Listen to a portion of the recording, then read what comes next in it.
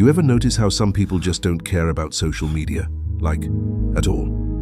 No posting, no scrolling, no checking what everyone else is doing. And somehow, they're completely fine with it. Which is kind of weird, right? Because for most people, that's unthinkable. Like they're missing out on something, or like they're disconnected from the world. But what if that's not what's happening? What if it's actually the opposite? What if they're not disconnected, just tuned into something different? Because this isn't random, and it's definitely not just personality. There's something deeper going on here, something psychological. It starts with something really simple. Why do people check their phones so much?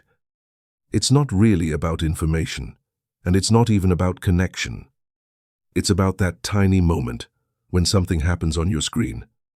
A notification pops up, someone liked something you posted. And that small feeling you get, that's dopamine. Your brain rewarding the behavior, telling you to come back again. And the more you get it, the more you start chasing it. But here's the part most people don't realize. Not everyone's brain reacts the same way. For some people, that reward feels strong. For others, it barely registers. And when the reward isn't strong enough, the habit just doesn't stick. So while one person scrolls for hours, another one just loses interest. Not because they're trying to be different, it just doesn't feel that engaging. And over time, that creates a completely different pattern. Because social media isn't neutral, it's designed to keep you hooked. Constant updates, constant stimulation, constant little rewards, over and over again. But if your brain doesn't respond to that loop, it starts to feel repetitive, even a little draining, like noise instead of value. And that's usually where the shift begins, but it doesn't stop there. Think about attention for a second, how most people live now. Switching between apps, between thoughts. Never fully focused on one thing, just partially present everywhere. There's actually a term for that, continuous partial attention. Your brain is always scanning, always waiting for the next thing.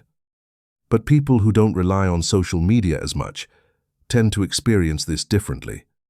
They stay in one thought longer, one moment longer. They don't feel the same urge to constantly check something. And that changes how they experience time.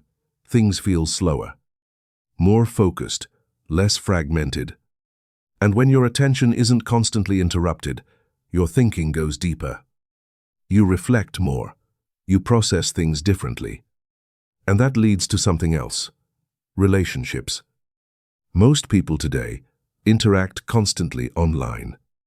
Messages, reactions, short conversations. But a lot of it stays on the surface. Quick, but not always meaningful. People who step away from that tend to build connection differently. Fewer interactions, but deeper ones. Longer conversations, more presence. Less performance, more real connection. Because that's the other side of social media. It's not just connection, it's performance. You're not just living your life, you're kind of presenting it. Choosing what to show, what to hide. How it looks, how it's perceived. And over time, that starts to affect you. You compare, even when you don't mean to. Other people's highlights start to feel like your baseline. And that slowly drains something, without you noticing. But people who don't engage in that system don't experience that loop the same way. They're not constantly measuring themselves, not constantly comparing. And that creates a different mental space, less noise, less pressure, more clarity. And something interesting happens there. Creativity starts to change. When you're not thinking about how something will be perceived, you create differently. Not for likes, not for approval, just because you want to, because it matters to you.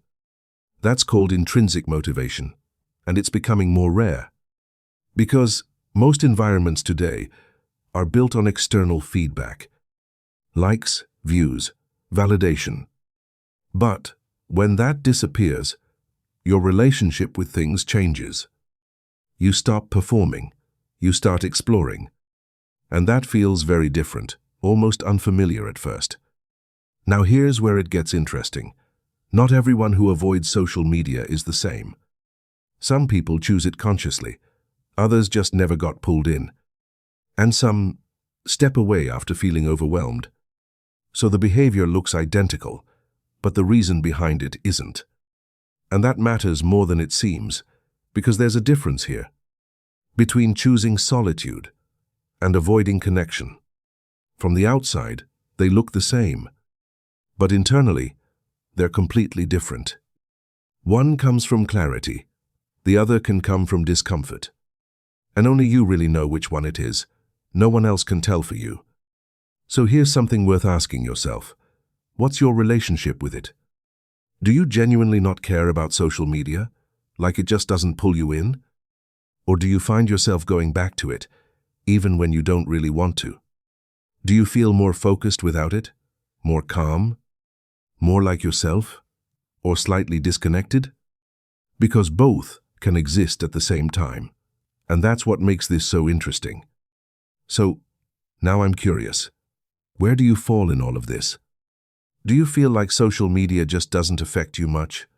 Or do you feel pulled into it more than you'd like? Let me know in the comments, because your answer might resonate with more people than you think. And if this made you see your own behavior a little differently, subscribe to Hidden Psychology Lab.